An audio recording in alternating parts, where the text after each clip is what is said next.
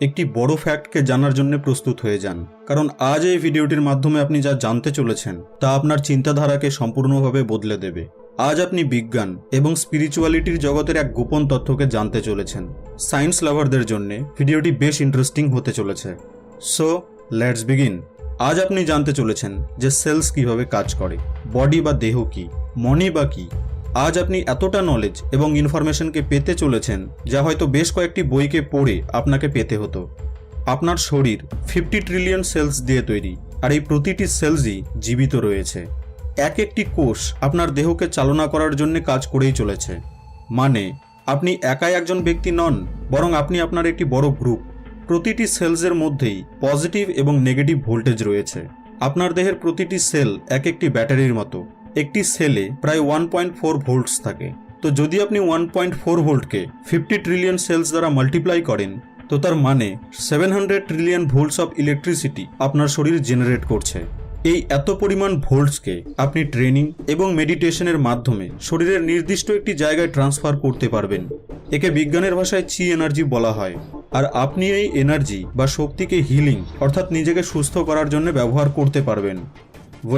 আপনি হয়তো নিজেকে একটি ফিজিক্যাল শরীর মনে করেন যা চলে, কাজ করে, কথা বলে, দেখে, তাই না?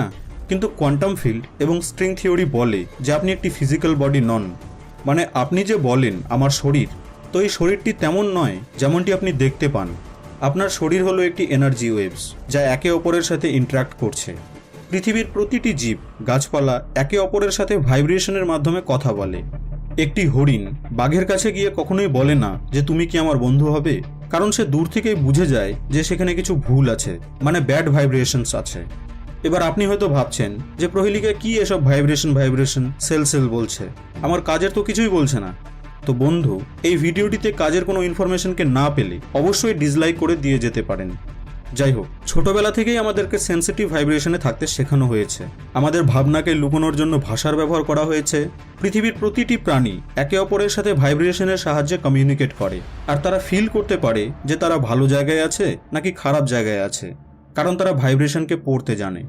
কিন্তু কেউ আমাদেরকে এটি শিখিয়ে দেয়নি যে এর ব্যবহার কিভাবে করতে হয়। যদি আপনি আমাকে দেখেন এবং আমি যদি আপনাকে দেখি, তো আমরা কেবলমাত্র একে অপরের ফিজিক্যাল শরীরকেই দেখতে পাবো, যা আসলে একটি ভ্রম। বাট অ্যাকচুয়ালি আমরা একে অপরের সাথে ইন্টারাক্ট করতে থাকা ওয়েভস মাত্র। আর এই জন্যই একজন ব্যক্তি অপর ব্যক্তির ওপর নিজের প্রভাব ফেলতে পারে নিজের ভাইব্রেশনের সাহায্যে। বর্তমানে ফিজিক্স ভাইব্রেশনকে স্টাডি করছে, ফিজিক্যালভাবে নয়, কারণ কোয়ান্টাম ফিল্ডে আমরা পার্টিকেলসকে নয় বরং ওয়েভসকে স্টাডি করি। আর আমরা এটা ভালোভাবেই জানি যে ওয়েভস একে অপরের সাথে ইন্টারফেয়ার করে, আর অনেকগুলি ওয়েভসকে একসাথে মিলিয়ে দিলে তাকে ফিল্ড বলে। আপনার শরীর অ্যাটমসের সমন্বয়ে গঠিত। সেই অ্যাটমগুলিকে ম্যাগনিফাই করলে আমরা কোয়ার্ক পাবো, আর কোয়ার্ককে ম্যাগনিফাই করলে আমরা পাবো ওয়েভস। আর শরীরে ট্রিলিয়ন্স অফ ওয়েভসের সমন্বয় আপনার দেহ হলো একটি ওয়েভ ফিল্ড। আপনি হয়তো জানেন না, বাট আপনি এই ওয়েভসের মাধ্যমে ব্রহ্মাণ্ডের প্রতিটি জিনিসের সাথে যুক্ত আছেন। এবার আমরা জানবো যে আপনার থট কিভাবে কাজ করে এবং কিভাবে এই থটস আপনার জীবনে একটি বড় প্রভাব ফেলে।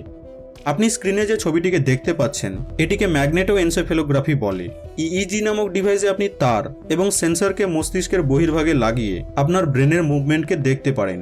কিন্তু এমইজি অর্থাৎ ম্যাগনেটোএনসেফেলোগ্রাফের ক্ষেত্রে এটি আপনার মস্তিষ্ককে স্পর্শও করে না, এবং মস্তিষ্কে চলতে থাকা মুভমেন্টগুলিকে মস্তিষ্কের বাইরে ফ্লো হওয়া ওয়েভসগুলিকে এনকোড করে পড়তে পারে। এটি কোনো ম্যাজিক নয়। আপনার থটসগুলি শুধুমাত্র আপনার মস্তিষ্কেই নয়, বরং মস্তিষ্কের বাইরেও ওয়েভস হিসেবে ফ্লো হয়, আর এই ডিভাইস সেই ওয়েভসকেই পড়তে পারে। যেমনটি আমি আপনাকে একটু আগেই বললাম যে আমরা রক্ত মাংসের শরীর নয়, পার্টিকেলসও নয়, আমরা হলাম ওয়েভস। তো মাঝে মধ্যে ওয়েভস একে অপরের সাথে পেঁচিয়ে যায়। আপনার প্রিয় ব্যক্তিদের ওয়েভস এবং আপনার ওয়েভস একে অপরের সাথে যুক্ত রয়েছে। আপনার সাথে কি কখনো এমন হয়েছে যে আপনি কারো কথা ভাবছেন এবং ঠিক সেই সময় তার কল চলে এলো, বা এসএমএস চলে এলো, বা সেই ব্যক্তিটি সামনাসামনি চলে এলো? এটি ঠিক প্লেসিবো এবং নোসিবো এফেক্টের মতোই। যখন আপনি কারো ব্যাপারে পজিটিভ ভাবেন, তখন সেই ব্যক্তি বা সেই ব্যক্তির ফিলিংস অজান্তেই আপনার কাছে পৌঁছানোর চেষ্টা করে। সেম এই একই জিনিসটি নেগেটিভ ওয়েভসের ক্ষেত্রেও হয়। যদি আপনি কারো ব্যাপারে কিছু খারাপ ভাবেন, তো সেই ব্যক্তিটিও আপনার ব্যাপারে খারাপই ভাববে। তাই কারো ব্যাপারে কিছু খারাপ ভাবার আগে মনে রাখবেন যে সেই ব্যক্তিটি আপনার সাথে কানেক্ট রয়েছে। আপনার ব্রেন ঠিক একটি মোবাইল টাওয়ারের মতো, যা সবসময় আপনার থটসের ফ্রিকোয়েন্সিকে বাইরের জগতে ট্রান্সমিট করছে। আপনি যেমন ভাববেন তেমনই ফ্রিকোয়েন্সিকে নিজের প্রতি আকর্ষিত করবেন। যদি আপনি নেগেটিভিটি, ওয়ার্থলেস এবং ভয়ে ভয়ে জীবনকে অতিক্রান্ত করেন, তাহলে কোনোদিনই নিজের মধ্যে লুকিয়ে থাকা সুপারহিরোকে খুঁজে পাবেন না। আপনি যেমন ভাবনা রাখবেন, আপনার অজান্তেই তেমন ধরনেরই জিনিস আপনার প্রতি অ্যাট্রাক্ট হবে। এবার আপনাকে একটি রিয়েল লাইফ এক্সাম্পল দিই। 11 সেপ্টেম্বর 2002-তে নিউ ইয়র্ক সিটিতে 911-এর 1 ইয়ার অ্যানিভার্সারি ছিল। সেখানে একটি লটারি প্রতিযোগিতাকে অর্গানাইজ করা হয়েছিল। এবার ভাবুন যে সেই দিনটিতে সেখানকার লোকেদের মনে কি চলছিল। আপনি কি জানেন যে লটারিটি জিতেছিল তার টিকিট নাম্বার কত ছিল? 911। হিউম্যান ব্রেন কালেকটিভলি রিয়ালিটিকে তৈরি করে। একটু পর্যবেক্ষণ করলেই আপনি জানতে পারবেন যে আপনি একাই একজন ব্যক্তি নন, বরং আপনি 50 ট্রিলিয়ন সেলস দ্বারা তৈরি। আপনি একটি কমিউনিটি। এখানে কমিউনিটি ওয়ার্ডটিকে আমাদের ভালোভাবে বুঝতে হবে। আপনার দেহের প্রতিটি সেল নিজের কাজকে জানে। প্রতিটি সেল জানে যে তাকে কি করতে হবে, আর সে সেই কাজকেই করছে। মানে আপনার সেলসেরও মেমোরি আছে।